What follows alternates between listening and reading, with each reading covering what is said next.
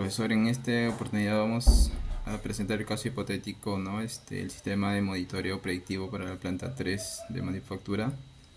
El contexto industrial, la empresa Manufacturas Peruanas S.A. del sector manufactura de componentes electrónicos de precisión, la ubicación en el parque industrial, ¿no? La problemática es la situación actual, ¿no? Se cuenta con 20 máquinas CNC de control numérico computarizado que operan 24/7 fabricando componentes electrónicos de alta precisión. En los últimos 6 meses se han registrado 25 paradas no programadas por fallas mecánicas. Las pérdidas económicas están con $350.000. El rechazo de producto 3.2% por defectos relacionados en vibraciones anormales, ¿no? Luego tenemos que la máquina CNC7 incrementa gradual la temperatura del hustío.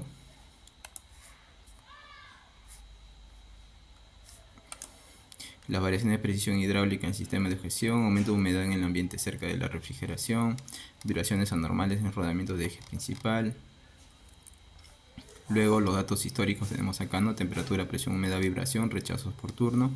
El objetivo es implementar un sistema de monitoreo predictivo en caso que el análisis de señales permita detectar fallas incipientes que se conviertan en críticas, reducir las paradas no programadas al 80%, optimizar costos de mantenimiento al 35%, mejorar la calidad del producto, reducir los rechazos a menor al 1% y aumentar la eficiencia del centro de 2 al 85%. El hardware que hemos desplegado es el sensor de temperatura PT100, traductor de presión Wika S20, el sensor de humedad de temperatura Sensirium SHT85 y el acelerómetro triaxial Mensa ADXL355. Y para la adquisición de datos, la frecuencia de muestreo 200 Hz y la duración de captura de 120 a 120 segundos por ciclo. Bien, vamos a proceder a explicar nuestro programa. Como punto inicial tenemos la importación de librerías, el NAMPI, el SCPI Signal, el Matplotlib, el SCPI Signal, el Sclearon Decomposition, el Sclearon Processing. Iniciamos generando las señales, declaramos nuestras variables para la frecuencia de muestreo, para la duración de ciclo por captura, el vector del tiempo, generamos datos aleatorios para la señal de temperatura, para la presión hidráulica, para la humedad, para la señal del acelerómetro, ¿no? Luego pasamos al procesamiento industrial.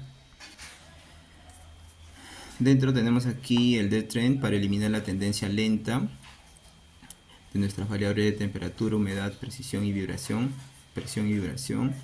Luego tenemos el filtro Woodward para la banda de 1580 Hz para la vibración.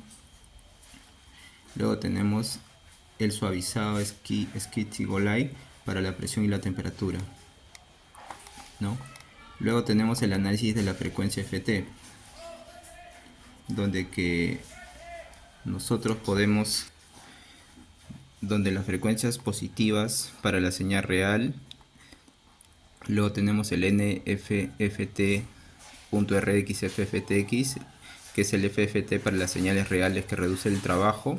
Luego tenemos el NPDAPS, ¿no? Que es la magnitud normalizada para el factor 2 para compensar lo que usamos en la media solo positiva, ¿no? Luego tenemos el vector de frecuencias, el FPVIP, que es más que nada la variable que permite identificar los componentes en frecuencia de picos de 22 a 44 Hz. Bien, luego de ella tenemos la estimada densidad espectral de la potencia usando ventanas promediado, luego la longitud de segmento ajustable y la frecuencia de potencia por frecuencia. Luego la detección de anomalías industriales. El F-Score-Euler estandariza donde tenemos el Z igual a X, estandariza la señal, selecciona los índices fuera del más menos 3 de la varianza. Luego los índices de Euler de la variable Z-Bib es el vector Z, ¿no? Continuamos con la extracción de caracteres en la ventana 2, características de la ventana 2 de 2 segundos, ¿no? Tenemos dos ventanas de segundos donde que el size va a ser igual a 2 FC por 400 muestras, luego el asopalamiento de 500 de 50%, luego tenemos para cada ventana se calcula cuatro características, ¿no? El MEN, el STD, el RMS y el FDOM, ¿no? La frecuencia dominante mediante el FFT de la ventana, ¿no? Luego tenemos el análisis multivariado, la visualización, más que nada son la generación de los gráficos. En el gráfico 1 nosotros podemos visualizar en el eje Y la amplitud y en la señal de vibración las unidades relativas, ¿no?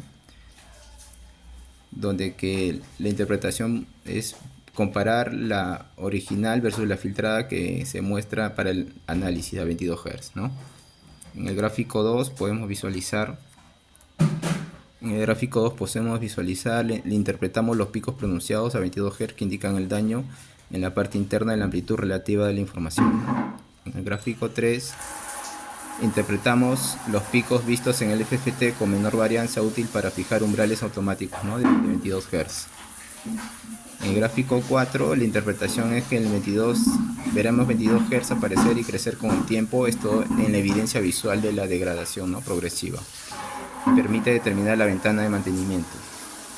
Luego tenemos el gráfico 5, donde que la interpretación es que suele correlacionarse con la energía vibracional de la temperatura combinada, ¿no? de las condiciones de hidráulica. Gracias.